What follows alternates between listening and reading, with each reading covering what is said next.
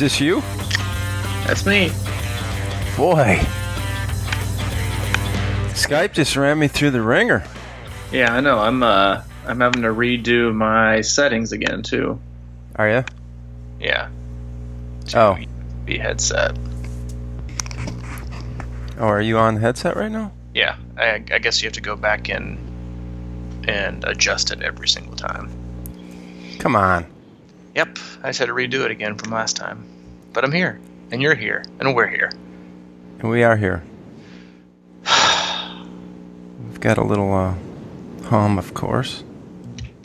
How's that? That is it. Yep. There you go, man. Where the magic happens. Well, is this a deal? Did Skype get sold or something? I'm not sure, man. I don't know if they were always like Microsoft or what the deal was. I don't know, but they have officially flipped the shark. My goodness. Are we going to have to go with a different platform? I don't know, man. We may have to shut the podcast down for, a few months for maintenance.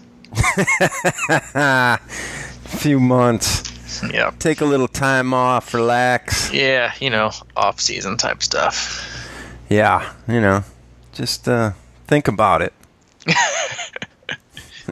Think about it. Yeah, I'm not sure what happened, but yeah, I'm not digging whatever they just did. I'm not digging what they're putting down. Let's just say that. I know, man. It's always like, at some point and it's kind of ironic because we're talking about moving out of mediocrity today. Mm-hmm. And I feel like that they've gone backwards. Yeah, I'm not sure they're moving forward. Sometimes changing just for change's sake isn't always the best thing. Well, maybe they've got a bigger vision than we have. Well, as of right now, their vision seems a little blurry. But hey, whatever. Yeah, it's kind of I said ironic, but it's kind of weird how tech companies, like when they move forward, it seems like they try to cater more to the masses, which can simplify and really kind of go backwards in a way.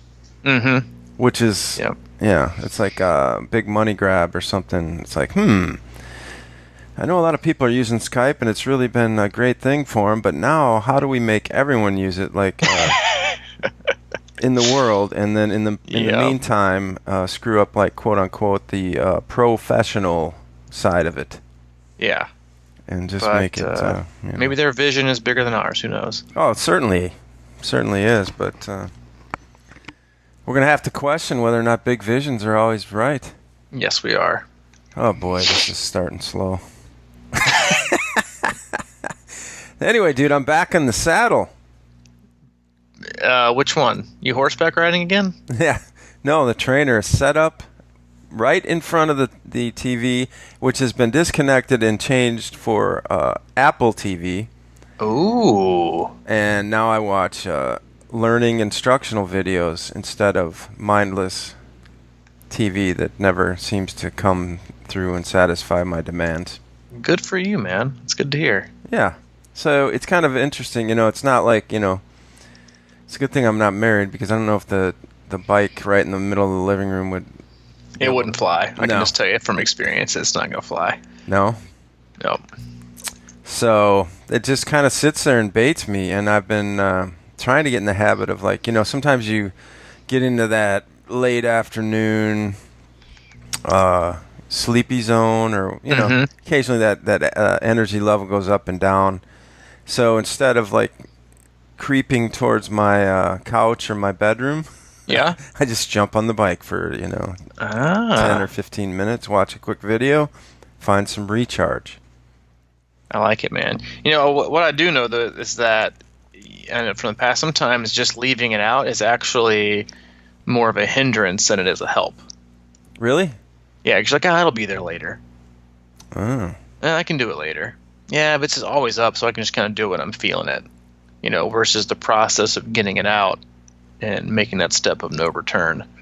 Yeah. Well, but everybody has a different, process, process orientated. So we talked about it a couple podcasts ago, but this whole idea of transition from getting being off your bike to transitioning on it, and it's a lot easier for me if it's already set up. So I've decided to, and your point is very good one. I've just decided that Sometimes how you'll assign double bike in one day type thing. I have been known to do that, yes. Yeah, split it up. So I'm going with like triple and quadruple bikes. They may not always be intense, but they are. I was going to say, yeah. It's like, kind of like still. going for a walk, You just get on there for a little bit, and since it's getting cold. Cumulative effort. Cumulative effort. How was your appointment? Appointment's good, man. Today's a good day. I'm having a good day today. Awesome, man. Yeah. I'd have to say a good day today. I'm pretty good on that too. So what do you want to talk about? You want to talk about you posted an article in the athlete group or closed group? Yeah, our active athlete group. Yep. Entitled "Why Most People Will Remain in Mediocrity." Yes, by a gentleman named Anthony Moore. Mm-hmm. Thanks, Anthony. Yeah. Awesome article. Definitely one of the better ones I've read in a while. A lot of it rang true. I think we've actually covered a few of these in another, shape or form via the podcast.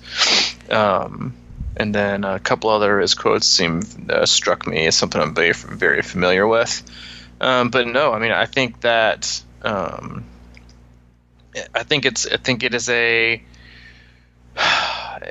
attitude that shapes us, that shapes all of us in a lot of areas. And the more I've had, about 24 hours to kind of let it sit and marinate some more, and actually talked about it earlier.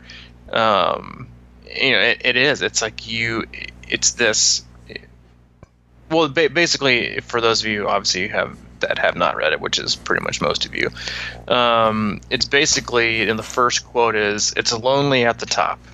99% of people are convinced they are incapable of achieving great things, so they aim for mediocre. The level of competition is thus fiercest for realistic goals, paradoxically making them the most competitive." And I was kind of like, yeah, this is probably going to be like the same old article. When I read the headline, then I read that first quote, I was like, oh, I'm in on this. Mm-hmm. Because it is so true in everything. And we always seem to become they use like this term, like you rise, teams that always play to the level of their competition. That's always like something they talk about during different sports seasons. Like, for teams that, if the team they play is really, really great, then they play up to their standards. Or if the team they play is poor, they play down to their standards, and they may have like a more competitive game than people would have thought. But this notion that we are as good as the people that we surround ourselves with become our competition, become our level of comparison. It becomes our barometer, our measuring stick, our genesis for every goal that we create is usually based on those of us that are around us. Mm-hmm. Our friends, our family, our social network, our team, whatever it is. But if you look really deep, it's thinking, am I holding myself back? And where I think this really strikes a chord with me is that, yeah, I mean, the competition is the fiercest in the middle of the pack, because that's where everybody goes. Yeah. Because and that's something that I've honestly thought about a lot over the past few days. Is I was in a conversation with some people about, not this article, but it was like the day before. It was like about what makes good coaches, and what we had just a really, really outstanding weekend for our squad. Like, just some incredible, honestly, probably one of the best weekends that I can remember. Wow. Athlete wise, and just how they achieved things, and just in multiple text messages. As a coach, when you get I would never have imagined that I could do X, then regardless of what the time was, then you've been successful. And not so much in the realm of the time they were able to accomplish, but the shift in mindset. Because most times we only imagine ourselves being quote unquote successful within our realistic realm. And I think one of the unique qualities, while I believe that I am fairly adequate and educated and experienced in training plans, I think one of the attributes that I bring on as a coach is being, not that, I'm not, in certain shapes or forms struggling with, being okay, but it's that I know what it feels like to always settle. And I know what it feels like to be in a place to where I'm just going to, I've convinced myself that the sky is no longer the limit. It's something that's out there for other people, and I can't necessarily reach it because of X or Y or Z. But it's Well, you're familiar with that? I am. Oh, for sure. Yeah, okay. Oh, like 100%. Like, I mean, I was talking about it with my therapist earlier. Like, today is my 4-year birthday for being sober, and we were talking. Happy birthday, bro. Oh, thanks, man. And we were talking about like the shift and changing and dynamics of people that he sees and that he still works with, and myself, and just other things, just all the things that transpire over the course of that amount of time, and then just a shift in mindset. And he asked me what the biggest changes was, obviously from some of the obvious ones, but I said that I find myself where I am today, and when you, for those of you out there, like I know I've come into contact with a lot of people and through this podcast that have family members or friends, or are even people who suffer from the disease of addiction. But there's this belief within a lot of circles that you can only accomplish this, or you're always just going to be this, or you need to just kind of always be aware that you're always going to have to settle because you have this condition, or people are going to think this way about you. Mm-hmm. And at some point you have to just think, you know what, that's just really not the case for me. It may be for you, and that's okay. But for me, I'm determined to be the absolute best version of myself that I can. And the sky isn't the limit. I just want to find out what that limit is. And it's changing that mindset and what you're because a lot of people imagine with their mind and not their heart, or what their body tells them they're capable of. And they get their imagination more so from, what they get from social media and their friends. So Joe Schmo, my neighbor who I always run with, their PR 5K is this. So maybe I can beat that by 30 seconds. Now that's my goal. But it's just, we remain in mediocrity because A, it's comfortable, and and B, even scarier, it's what we're familiar with. Yeah, no, he said something that really resonated with me, and it's right on that line. It says, if you're not willing to fail, you guarantee you'll stay average at best. Mm-hmm. And what you're just talking about is right on that line, too. And it's, I'll tell you why. When I relate that to triathlon and me and my races and my goals or whatever like that, I have to step back. When I wasn't afraid to fail when I got into it and started going. And I started pushing myself to places that scared the crap out of me, I think back to one of the first open water swims we had, and I had never done that, and it happened to be, I think, maybe like in April or something, early April, and it was wetsuit, and I never wore a wetsuit. And that particular day, I got in that water, freezing water. Well, it wasn't freezing, but in my head it was something different. Mm-hmm. And you get in with the wetsuit on, and it feels that constriction and the whole 9 yards. And I got in there. When I left that day, I went back to work, and I was like, what in the world am I getting into? I mean, it really pushed me out of my comfort zone. I mean, there was anxiety. There's all these kinds of things going on.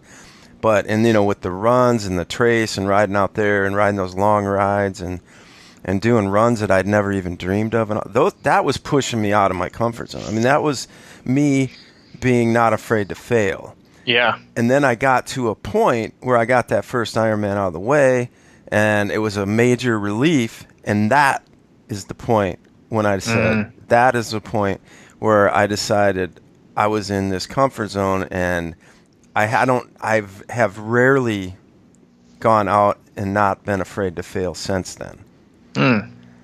So in a way, I mean, because it just shows, I feel like I've been doing the same results over and over and over, And I think a lot of that has. I mean, I've had periodic workouts where I've kind of pushed myself to fail, quote unquote. Yeah. And those have been great, I think. And those have probably given me glimpses of what I'm capable of, but rarely do I push that envelope. Yeah. You know, one of my other favorite quotes in there, and this is something we harp on consistency all the time, but he says, in the words of Hal Elrod, repetition can be boring or tedious, which is why so few people ever master anything. Because going back to like always looking for a distraction or a new way or I can do it this way or I can do it my way, or it's like, but in order to achieve or mastering anything, whether it's business or personal or triathlon, it's like it takes consistency and repetition of doing it over and over and over again. And then below that he says, this is great news for the rest of us though. And he means that 1%, because the 99% of the people are always looking to change it because they're not willing to do all the insignificant things that look insignificant, but that lead to accomplishing something significant. And go ahead. No, I was going to say, I think I referenced it last time, but I listened to this interview with Michael Jordan's trainer, and you speak about, running with the crowd, and you're as good as the people that, you surround yourself with and everything like that. He brought up a really interesting point about how guys like Michael Jordan and Kobe Bryant and these people at elite levels shrink their group to almost nothing. He said because they take it to a new level because they don't sit in the pack and kind of go with the pack. They have to push outside of the pack, and the more they are kind of dragged into mediocrity from, that's, he's like the most, he's saying like the most successful NBA players or whatever have the smallest quote unquote posses or whatever, they don't hang around a lot of people that are going to drag them in the wrong direction and things like that, which I thought was kind of interesting, that, it's like this work is personal, and it's like, to push yourself beyond your fears a lot of times, the bigger the group, the more apt you're going to be like, just come on with us and just do that or whatever. So it takes a lot of self-discipline and consistency, like you're saying. But it's also, I think, and you bring up a really, really good point, is that because the larger you make your group, the more likely you are to include someone who is just fine with mediocrity. That could be infectious to the rest. And so you have to be very, very careful of, is this person going to push me or be the one that says, man, it's all good, man. Just skip that workout tomorrow. You'll be good. You're already the best in the NBA. Like holding someone accountable is loving them. And that's the kind of like pushing, and like that is one of the things, like when I have kind of harder conversations with some of my athletes, it's like I'm never going to be the hammer, but my job is to change this. It's not so much to change your talent or your athletic ability as much as it is to recreate a mindset from you that says, I've been lying to myself. Yeah, that's for so long that I have, like, and not that they've. I often think that people think like I often underachieved, and the more apt thing to say is I've just underbelieved. I haven't really underachieved. I've just underbelieved in what I'm capable of. And when you strip people of and that's why I love stripping people of their watches and in races, and they have these like transcendent moments of I never would have imagined I was capable of this. And they do, even not in races, just in like runs. Like, every run of the mill, like I looked down at my watch and I got it one today in my training piece comments, and I never would have believed I was doing this. Because we depend on other people and things and medals and podiums and watches, whatever, to tell us what is successful.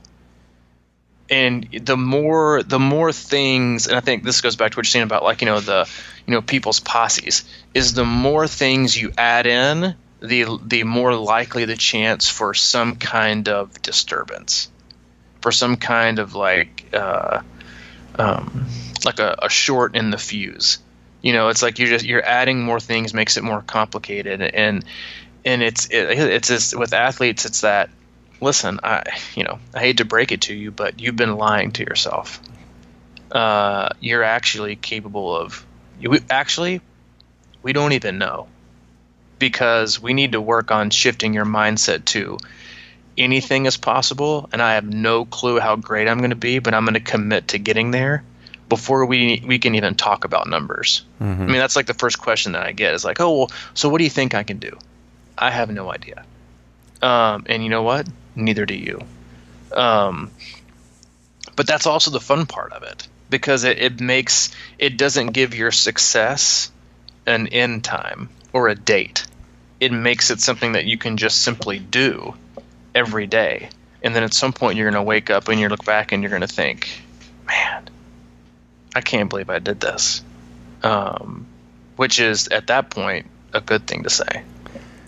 Speaking of that watch situation, I've had enough time now to reflect on my race at Louisville and everything like that, and I have brought it up, but on the run, my goal going into that, I was hoping to do a sub-4 marathon, and on the run, about mile 9, I was on my watch, I was watching my pace, and my pace kept dropping and dropping and dropping, and at mile 9, I shut my watch off, and at that point, I just kind of threw away everything, and I knew it wasn't going to happen, but it was interesting because I had no idea how fast I was going. In fact, I was convinced, because I was hurting so bad, and I just, I was kind of taking my time in aid stations and all these sorts of things. I was convinced that my marathon was over 5 hours in my head. And I had just kind of kept going and kept trudging along and doing the best I could or whatever. And it turns out I was at a 4:30. I mean, that's how far my head was off of what I actually ran. And then, of course, I was like, maybe I should have kept the watch on and really, I could have had an opportunity here or there to whatever. Yep. But it is interesting because you just let go of all that kind of stuff that's like holding you down in a way, and you are probably capable of more amazing things. It's like, I don't know. It says in here also, most people will never turn away from the safety and security of a crowd. And or watches or whatever it may be, that is that is so true in our sport. And and you and I, we will go out and listen, I say this to a lot of athletes, and I don't, I mean it to an extent, but I don't, but it's like, that's why I hate so many group rides. You become your posse. We know these certain groups that we ride with, that we see on the trace. They all ride together all the time. They are no longer an individual. They are just their group. So you're always holding yourself back, or everybody's being held back except for one person, or one person's being held back versus all of them. But or leaving a team. I've had athletes that have left really, really close groups that are in their same town, because the majority of the athletes I work with are remotely, they're 95% of them don't even live in the state of Tennessee, and they leave the comfort of the group, of the 2-time, 3-time a week group that they found themselves in, and they leave it for a million different reasons, but they leave it to go on a different journey and do things that matter to them to see how far they can go. Right. Because and it's funny because so many groups are like, look at them being selfish and leaving the group. I'm like, no, they're being selfless by choosing themselves and what they can actually do, which is a very, very scary and uncomfortable journey to go on. Is to just, I'm going to do this alone. And I'm going to find out how good it can be with that, and with, like you said, leaving the comfort of the group, because the group is always the one that's going to make you feel, in my opinion, complacent, and that's something that I love so much about our team, is that we're always pushing. Like, we never know what we're capable of. We're always just trying to find it. It's about getting better, and it's about achieving great things. And because great things can be anything, on and off the course. It's about the journey of finding out how great we can actually be and fulfilling that versus settling for almost like a predetermined destination. Well, look at the one of our camps this year, what Elise did. You remember? Of course you remember, but she came in and we had some good riders and we had a group of people, and honestly, she took off from the parking lot and just was gone. I'll be back here. I said, yeah, no, do your own thing. And she went out and did her own thing, and guess what she did this year? She qualified for Boston at Kona, and right? I think that's true. And then she won Ironman Florida. But that was earlier in the year, and she was already on that path. I mean, it's like, I gotta go. I gotta, because here's the thing: is we talk about a lot about just being content and being peaceful and all that sort of stuff, which is great. And I think sometimes that can easily get misinterpreted as settling or just being okay with whatever. But like when you think about something like happiness or contentment and things like that, that is not that is an action. It's not a state. It's like I think we get caught up in trying to find happiness. I know I have for years and years and years, but the process is the happiness. It's like the satisfaction of solving a problem or getting better and things like that. That becomes what what we strive for, or what we should be striving for, is just to keep getting better. And whatever that takes, if the group, helps incentivize that because support reasons and things like that, that's awesome. I think that, but there's times when you gotta, go off on your own road and really pursue those things that are just eating at you inside, I mean, we talk a lot about being satisfied and whatever and content, I think, but that doesn't mean, and I was thinking about this a lot, is that doesn't mean it's not cool to go out there and kick ass. You know what I mean? It's like, oh, for sure. I mean, you're going to end up, that's the thing, is that's usually the end result. Yeah, that's true. But yeah, I mean, you have to leave the comfort, and like, you just literally have to have a certain part about you. It's just like, honestly, don't care what you think. I'm going to do this. Like Jeff and I were talking about this morning, he was like, because he and I have a lot in common, and he said, at some point somebody told him when he was first in recovery, he was like, yeah, only 5 or 10% of us really make it. And he said, I don't care. I know what I'm going to do. It's like you have to have that mentality of, well, that's great for you, congratulations, but I'm going to do me. And whatever you care about or whatever it looks like on the outside, like, I know what I'm going to do, and I'm on a mission, and I'm going to do whatever it takes to be successful. Right. So don't tell me what so-and-so did, or don't tell me what others did, or don't tell me, well, you think you can really beat so-and-so? Let me tell you what I'm going to do. And then you do it. And then you don't and that's why I have so many athletes who are like, I'm in this rut. I got to get out of it. I'm just so pissed. We had like a Facebook Live in our closed group from Erica over the weekend on a Saturday morning on our trainer. And she was like, what are you guys doing to get out of your funk? What are you guys doing persistent? And she was like, are you okay with this? And I say, yeah, because you're not okay with it. In every other scenario, you'd have people like, yeah, but it's off season. Just chill out. Take more days. Just start back in January. But instead, it's, what are you guys doing? Because I want to do it too. In the mode of a group being the pusher and not the puller, the pulling back. And trying to I'm not okay with this. I want to do what I can to change it, instead of surrounding yourself with people who because that's the uncomfortable part. Okay, I'm in this. How do I get out of it? I want to move forward, instead of, okay, I'm in this. You know what would make me feel better is finding other people who are doing the same thing, because then I just don't want to care anymore. Because then I'm not either going to fail or succeed. I'm just going to kind of be where I'm at. but it's that satisfaction, that never being satisfied place.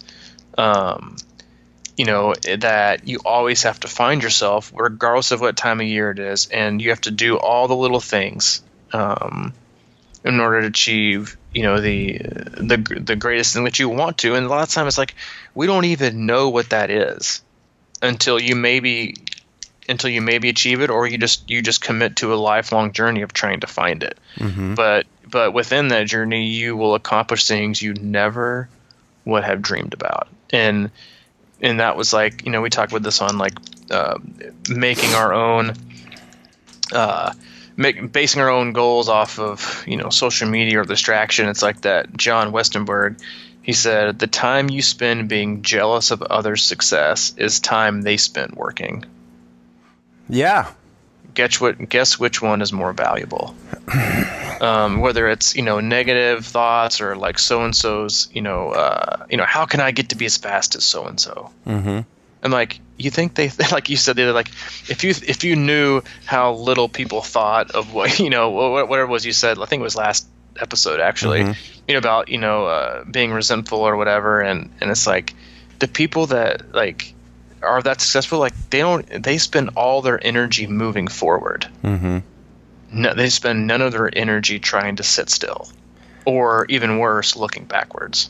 There's occasionally during even this year, there were times when, and this is something I had to come to terms with, and because it's real. There was occasional times when you went out to the trace, and I didn't know about, and I'd see like somebody would be talking about, or you'd post like something, or you'd tell me just in conversation, I was at the trace, I rode 4 hours yesterday. I'd be like, dude, why don't you call me? But I know why you didn't call me, because most times I don't want to go. So I get that, you know what I mean? It's sort of like, and then I have to juxtapose it in my brain. So it's like, oh man, I feel like I'm missing out. I'm getting behind. But it always comes down to me. Like if I were to say, hey, let's go to the trace, you'd probably go.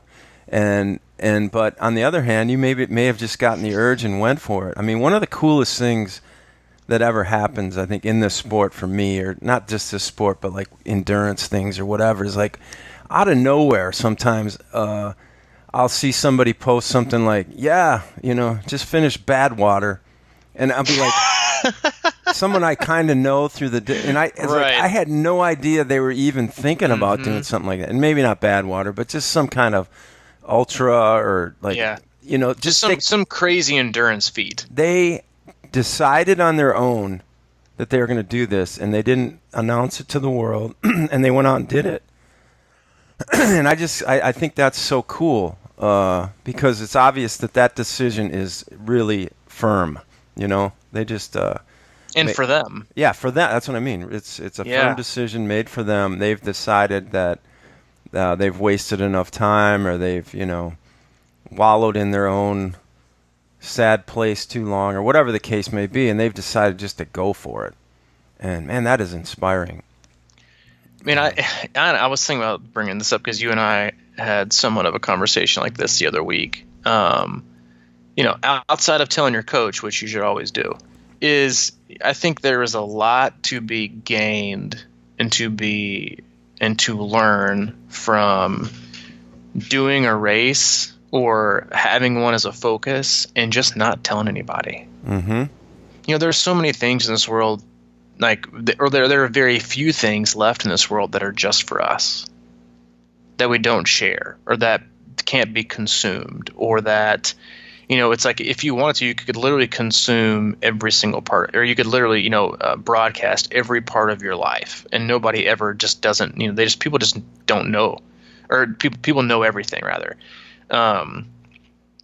But to have just like, to pick a race, even if it's a 5K or a half marathon or even a full, like to pick one for you, to only keep for you. Like that's where I think you find out you can have the opportunity to find out so many things about yourself. We seem to be like, hey, listen, if you want to win Ironman Florida, you should be on our podcast, because Jack who we had on a long, who won the men's Ironman Florida, not this last year, but the previous year, didn't tell anybody he was doing it. Mm-hmm. He had a bad day at Chattanooga with the mechanical and decided I'm going to do Florida and then not tell anybody because he wanted it for him and he wanted just to see what was possible. And he wanted it. It's that going alone thing, which I know that like there's so many, quotes and adage about going far with, or going fast, but it's like, man, like finding things out about yourself when it's just for you in those, whether it's a dark day or a bright day, when you can look back and think, that was all me.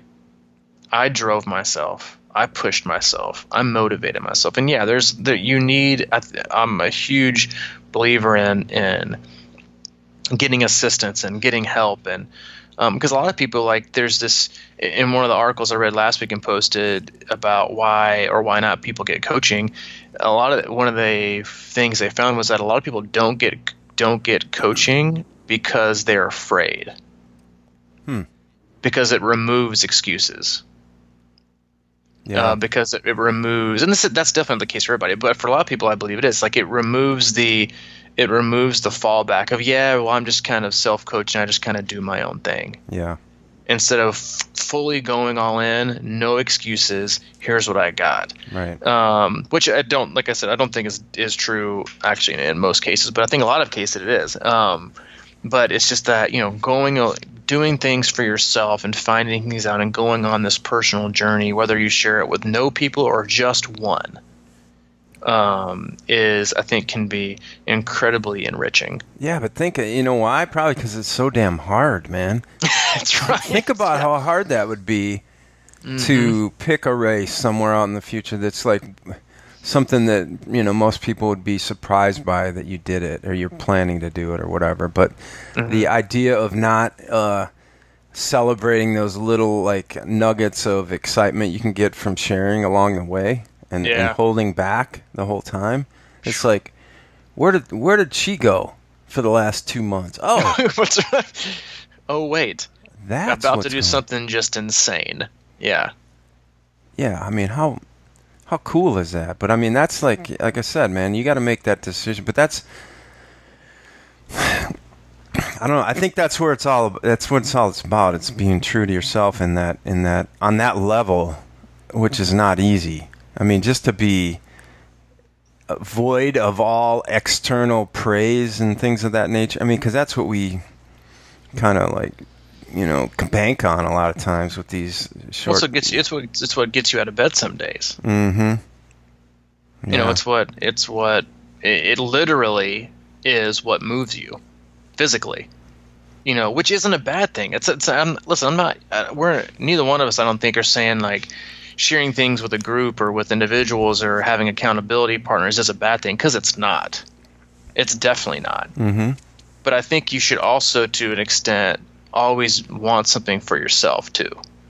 To figure out, the best way to. Sometimes you just need to find the best way for you, and like it goes back to the very beginning. Is just like,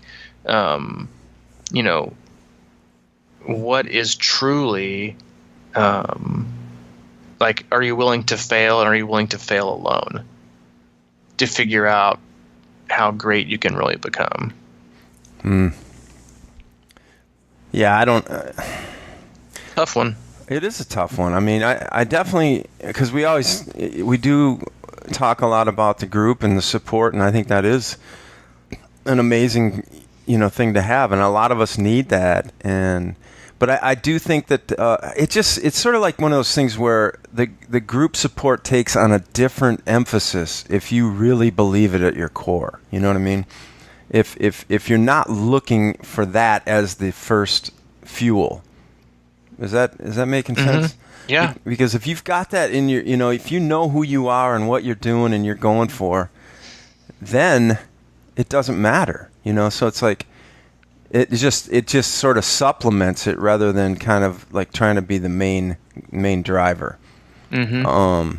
And I think that's always what we sort of try and get at, is that it's just really got to come from a pure place, a place where We know deep in our gut who we are and what we want to do, and it's so easy to get distracted on there. It's sort of like, it's really hard to accept things like, I think it was a Seth Godin quote in there about the more I fail, the more I win. Yeah. Whoever fails more wins. Yeah. And it's like, if I fail more than you, I win. And it's like, what? That's like, it's the truth, though. It's like, it's not problems, it's situations, right? So, and then that's kind of the end of his article, too. It says, one of the best pieces of advice I've ever heard on this topic was 4 simple words: stay in your lane. Yeah, I like that, too. It doesn't matter how much faster they're going. It doesn't matter how much faster you're going. If you keep looking at other lanes, you're going to crash. Focus on you, learn all you can, experiment, fail, discover what works. Soon you'll build momentum, and one day you'll look around you and marvel at just how damn fast you're going. Mm-hmm. Oh, yeah. I mean, I think so, too. And I think that's like, how about this? In the group setting, if everyone has that mindset, that becomes a different group. Oh yeah, I mean, you know what I mean? In every group. There are plenty of groups out there that are always, we say group in a very loose term. Yeah. But there are plenty of groups out there that are, and teams that are out there that are willing to push themselves and willing to, not settle. And where the center and the core of the group is, I want to challenge myself.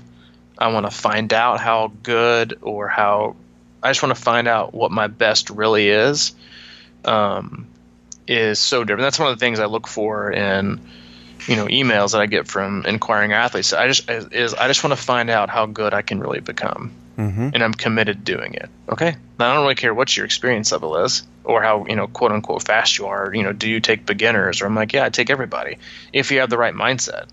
And it's to be patient and figure out, because you're not going to figure out overnight. Like, usually how long it took you to convince yourself you were this, it's going to take just as long to find out and, scratch off the debris and the rust and the mask that you've given yourself of what you truly think you're capable of before we kind of strip you down to bare bones and find out what we really have. A, to work with, and then B, what that individual is capable of. Mm-hmm. And that's why it's so much easier as a coach and harder for me to do to myself. Because as a coach, I can see people objectively and see what I see in the data and see what just by talking to people. It's like, I hear you saying you're capable of this, but dear God, are you limiting yourself? Like, how do you, I don't know, it's a hard thing to describe. It's a hard thing to get people to understand, is that, and there has to be like belief and trust is like, it's like doing like a whole athlete makeover. It's like, forget what you've always thought about yourself. Forget what you've believed. Forget that you can only run a 9-minute pace, quote unquote. It's like, it takes an enormous amount of trust from the athlete to just totally go a different. It takes a ton. I know it's a very unnerving process to go, especially if you're changing coaches or just getting one for the first time. You're literally changing everything. You're changing your belief system. You're changing the way you train, but it's all about. And for us, it's a group that's, if you're always in the pursuit of finding out how good I can be and not just okay with where I've been, then that's the biggest difference. Mm-hmm. Now, you've talked about this recently. You've kind of hit a new mindset, right? I think you've always kind of wanted to know how good you can be, but I feel like lately you've hit a new level on that. You think that's accurate? It's 100% accurate. And yep. do you have any? Is there stuff that's happened, or can you put a pin on that? Man, it's funny. It's like sometimes sometimes I think that it's not really a moment that happens. It's just kind of cumulative. Mm-hmm. Until you kind of find yourself in this place. But I think I made the decision a couple of days after Louisville. Mm-hmm. And I was just thinking about really in depth of my thoughts and my training and what I believe the capacity I have is, and then I don't want to call them limiters, but when I say limiters, I mean like self-imposed limiters. Yeah. Choices. The choices I've made to not do something, or the choices I made to do something. And for me, that's why I started it with the swim, because it was the one I was most likely to skip because I was just complacent. I was just okay. And I would find ways to not, versus I think yesterday was my fourth straight week, no days off. Not that, no days off is a badge of honor, but no missed scheduled workouts, nor any scheduled workout changes. Meaning I saw the plan, I committed to it, I stuck to it, and yeah, I don't know, man. I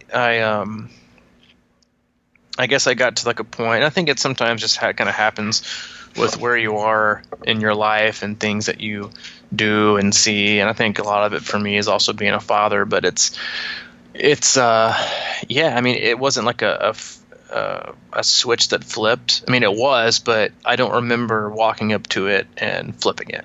It was just like I guess more of a gradual realization of stop wasting your damn time, because honestly, you never know when it's going to end. Mm-hmm. Yeah, I've been very, very lucky. Like, I don't, quote unquote, I don't even know if I should say this out loud. I don't get injured. I don't get I haven't broken anything. I haven't been like carted off a race course or like something like earth shattering. I don't know when, we may or may not have another child, and things get even crazier. It's just like, I don't know when you're ever going to have another chance. And I don't want to look back and think, but I'm just tired of the buts. Yeah. Yeah, but this, or I'm having a heart. No, I'm not. I just chose not to. Or, in the 100 Days Louisville thing, I think was great for me, and honestly, failing was good for me. I feel like Louisville was a failure. I think, and sitting in that damn van was a failure. Mm-hmm. And that's, I think, why this article resonated with me so much. It was it was one big failure, and I waited a week, and then I got back to work, and I haven't missed anything since. Mm-hmm. And so I think what if I would have been what if I'd have been somewhat okay successful at Louisville? What would I be doing right now? Because so much of our life is how we handle success and how we handle failure. Right. And now I look at where I'm at right now, and I look at, I didn't destroy myself in the race. I didn't have a race that was really good, and just think, see, I can just go right back to what I was doing. Mm-hmm. And still be, quote unquote, good, or quote unquote fast, or whatever. But it switched something inside of me that was like, man, you don't know how long you have, and you've been wasting at this. It's time for you to get it together, and it's time for you to finally see. And so when it goes back to this article, it's those who fail the most, wins. That's also why it's so hard. Some people have this, they call it the Iron. We talked before, the Ironman depression. Mm-hmm. Literally one of the worst things that can happen to you is to have a very successful first Ironman, because you're like, that was it. That's all I got to do. I can do that again. Mm-hmm. And now the next year it's like, all right, I can see. Let's see. All I had to do this year to get this was this. Okay, I can do that again.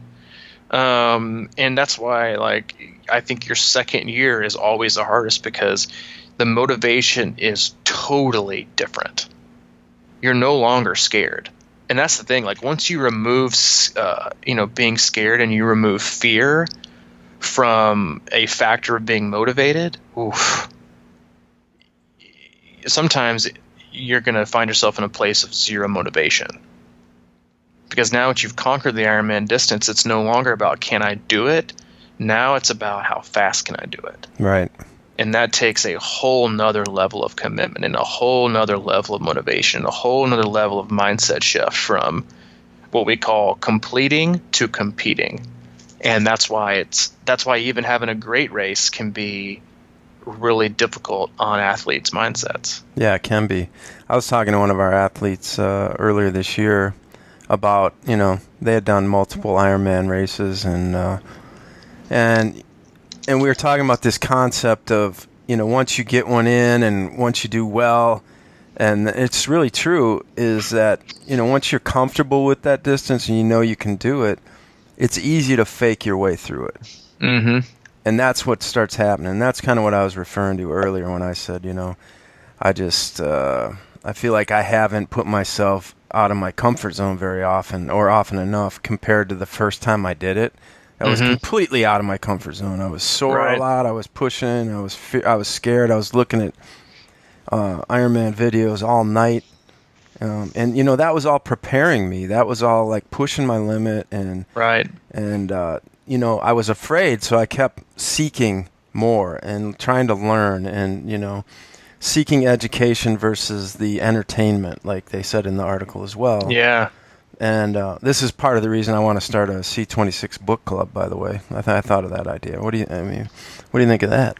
I'm all about reading. I'm good with that. We can pick a book and then maybe kind of have figure out a way to have a discussion about it. I think that's kind of cool. That's sort of I like it, man. Let's keep pushing the limits and everything like that. Okay, but so since you are in a new place, and the time wasting thing is a huge deal. I think about that all the time, especially because I'm getting old. I'm getting to be an old man. That stuff kind of like really starts getting at you. It's like, screw this, I'm sick of wasting time. Mm-hmm. And I do that, and then the next day I waste time. So it's like, I got it. So what is do you have like a, sort of a baseline reminder, a daily process kind of thing, like a morning routine or any kind of thing like that sort of sets the table and reminds you that you're sick of wasting time? Yeah, I do. I run. So I think today's November 20th. I think I've run 20 times this month. Allie and Hayden leave the house at 6:20. Mm-hmm. I leave at 6:21 and my run close. Okay. I don't sit down at my kitchen table. I don't sit down and have breakfast. I don't lay on the couch. I don't catch up on SportsCenter. I don't look on Training Peaks to do comment reviews, which I used to. I do something for me because my goals are important too. Mm-hmm. And I want to achieve something, and that's important too. And if I don't take it now and take that opportunity now, then because for me, like I have 2 workouts in a day, so I can't always do them in the morning. But my energy level always shifts, my mindset always shifts from a morning workout to an afternoon workout. Because afternoon workout is usually a swim or a ride. And by that time, I've already been working and I've got other things in my mind. So it's not like it's for me, but my mind can also be elsewhere. Versus the morning, I can make it all about me and my mind and where I've been and what that feels like. And like this morning's run was just like, God, like it felt so good. It was freezing cold, but it was like brisk and you felt alive. And it was like, but I knew if I just sat down and had one more cup of coffee, then other things start to happen. Other things start to get in the way, and other things start to dictate where I'm going to go instead of me starting to dictate at least one portion of my life. And then the run itself kind of opens a whole new perspective, right? I mean, that's what happens when you run. You can't. Yeah, it's like swimming. You can't tell me don't swim and think of like fixing like a million different things. Mm-hmm. If you're struggling with your thoughts, go swim. You'll usually figure them out by the time you get out. But it brings a whole new mindset to the day too, like a level of commitment that you're already there. and a level of commitment that, you know, that you're doing this too, and that it just kind of propels you to the next day and the next workout and the next just step in the process. And that's, you know, like, you know, skipping the big things is just as big as, you know, or the skipping the small things lead to skipping the big things. You know, the 20-minute extra run in the evening. But what's just 20 minutes? But yeah, it's on there. You should do it. Mm. You know, it's that doing all the things that seem insignificant that amount to something significant. And it's that part of the process for me right now that is, it's doing all the little things, you know, and like reminding myself, like, in order to get somewhere great, you got to take all the steps along the way, no matter how small or insignificant or how shiny or how dim. You just got to go. And you can't truly get there until you've gone the whole way. And you know, or you might not figure out how far it is, but yeah, it's those, you know, it's the little things, you know, it's, you know, we use that, you know, that small ball analogy all the time, you know, small ball training with the occasional home run that you didn't plan with the Grand Slam race, but you never want to force it. But in order to get there, in order to get runs, in order to have big things happen, you got to do all the little things that nobody sees, whether it's getting to the gym at 5 a.m., whether it's doing this and doing that. You know, like, you see these great results, but if you saw what they did on the backside of it, would you really want to do it?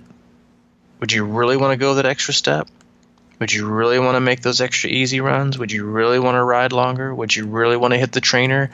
Or do you just not, quote unquote, want to, but you still want the results of what doing those will get you? And that's the difference between wanting and having. Mm. Sounds good to me, man. Hey, sounds good to me too. Yeah, I mean, you know, it is this thing, what are you doing when no one is watching or listening? And yeah. Or what are you doing when you can't tell anybody? Right. And that comes down to it. A lot of times, this sounds crazy, but like all my grandparents are dead, and sometimes I use that as a reference. Like, what if, you know, I just kind of start thinking about, they're watching me right now. Yeah. And what would they think if I was doing this? You know? It's like, interesting. That is like not as cool. Like as motivation, or as like, it's to keep me, like, it's like, man, would they be proud? Yeah, it's like, would they look at this and go, what the fuck is he doing? And then be like, all right, no, like, you know, I'm proud of him or whatever. You know, it's just so subtle little things. I mean, that's really no different than, and then, you know, believing in a higher power, God, or somebody's watching you, you know, because nobody else can see, right? So if you keep that in your mindset, it's like, yeah, somebody else is watching, even though nobody's here, or someone's thinking about this or whatever. Yeah. And that's the, you know, that's a kind of a different sort of accountability piece in a way, I guess. So that's the kind of thing. I get that. Yeah, I mean, that's the sort of thing, I guess, when I remind myself of that just helps me stay more on true to myself, or these goals and aspirations that I have, you know. Yeah, well, it's also like, you might see me doing this, but I know what I'm doing. Mm-hmm. You're like, oh, you're not going out as much, you're boring, or you're doing this, or you're not, and you're like, I know what I'm doing. Yeah, right. And I'm proud of where I'm going, and I'm committed, and regardless of what you think, that's okay. Yeah. You know, but yeah. Yeah, I totally get that. You may think you know me, but you don't know the person I'm trying to become. Yeah, totally. So, with that said, wrap it up. Let's wrap it up. Hey, we're trying to build our email list. So if you go to crushingiron.com, and there's a sleek little slide out that pops in there, and you can enter your email address, and we're going to start a newsletter here in the next couple weeks. And kind of keep you up to date on all the stuff that's going on, because it's so easily gets lost in the shuffle of the closed group, even action, where there's a lot of activity going on, and lots of action. If you want, we would love to have you in our closed group. It's growing at a nice pace. It's got a lot of genuine conversation going on for triathlon group. It's not all the, you know, typical group commenting I don't know how to describe it. I think it's like thoughtful, you know. I think It's just good stuff, man. It's just I good think stuff. a lot of people are thoughtful in there, and there's a lot of good support with questions and answers and information and things like that. And you can find that group by searching Crushing Iron Group on Facebook and send us a request, and we'll let you in. Yeah. All things about everything about us you can find at crushingiron.com, and that's where you can sign up for the email list. Otherwise, we are taking athletes for coaching, correct? Yeah. Yeah. If you're on that journey, you want to get better, or you want to find out how far you can go, reach out. Yeah, just check it out. What else? Oh, we've got hats and visors. Yes, for that's sale. right. Yeah, we have new. If you're interested, we have new, awesome, different than the last ones. We have 3 different options for C26 technical trucker hats made from Boca, and then we also have definitely limited availability for both. We've already done a lot of pre-sales. We have 3 different visors as well, C26 visors. Different colors and schemes and stuff. So if you're interested in purchasing those or want to just see a picture or get more info on them, you can email me at c26coach@gmail.com. And then for most everything else, things Crushing Iron, whether it's camps, coaching, swim analysis, the podcast, blog, all that kind of good stuff, you can always check us out on our website at www.crushingiron.com. Yeah. I think I may should I put a picture of that, the hats and stuff up there with the email? Yeah. Yeah, sure, I'll do go that. for I'll it. put the... Make it a little saucy. Yeah, I'll show pictures of the hats and visors, and then you can email c26coach@gmail.com for more information on how to obtain one of those beautiful items. Beautiful bad boys. A lot of other stuff is cooking, and we will keep you updated through the email list and on these podcasts. We will, as best we can. As best we can. We're not serving clickbait, so This is definitely sometimes you true. gotta listen and dig around. But it's out there. True. It is out there. Okay, man. What else you got going today? You heading out? Yeah, heading out now. I'm on a short week, so but still doesn't mean I don't have to get a whole week's worth of stuff in. So, yeah, Thanksgiving's Thursday, and that means I've got 3 days to get everybody's training plans done for next week. So, I'm on a fast forward drive. Okay. All right, you later. everybody. Thanks for listening to the Crushing Iron podcast. See you, man. See ya.